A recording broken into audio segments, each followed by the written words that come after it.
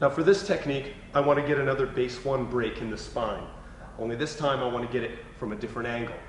So as we've established, I need to injure this man. And I'm going to start that injury by punching him in the solar plexus with my shoulder right here. So really anything involving my arm, whether it's the shoulder, the elbow, the forearm, the fist, are all going to be classified as punches and punching. And in this case, I'm going to be driving with my body weight, thinking of the ball of my shoulder here as a fist, and I'm going to sink it into his solar plexus, soft spot right under the sternum to knock the wind out of him. And I'm going to be driving with my body weight and striking to that target in order to knock the wind out of him and get the guy moving backwards.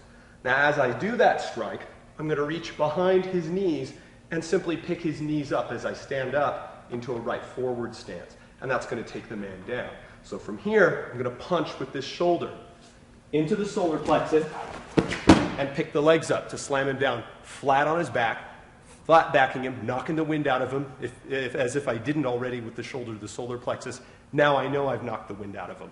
I'm probably also going to get ancillary injuries in the arms and hands and wrists when the guy tries to reach back and stop his fall, and I'm definitely going to get head injury when that head hits the sidewalk.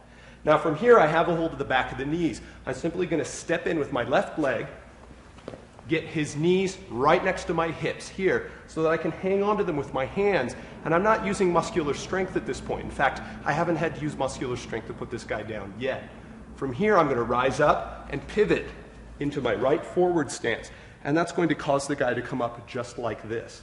So now he's rolled up with his face down, the front of his torso down, and his spine is now in a negative arch, all set for base leverage 1 break. I'm going to take my left knee and I'm going to drop it straight into the lumbar spine while hanging onto the legs here.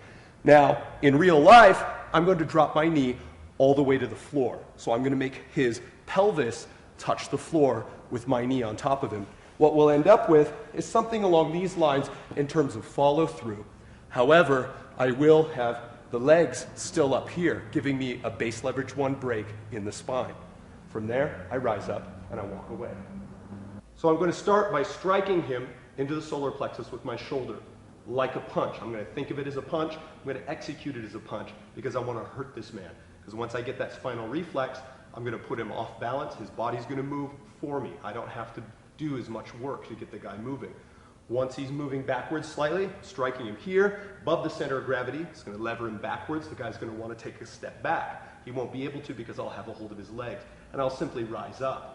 So I'm going to strike, rise up to flat back the man, just like this. Now I'm going to step up into a deep full stance. So I have his knees right next to my hips.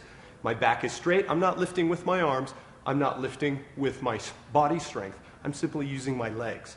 From here, I'm going to pivot to get the guy to roll over here. Now, the spine is in a negative arch. I'm all set to break the spine.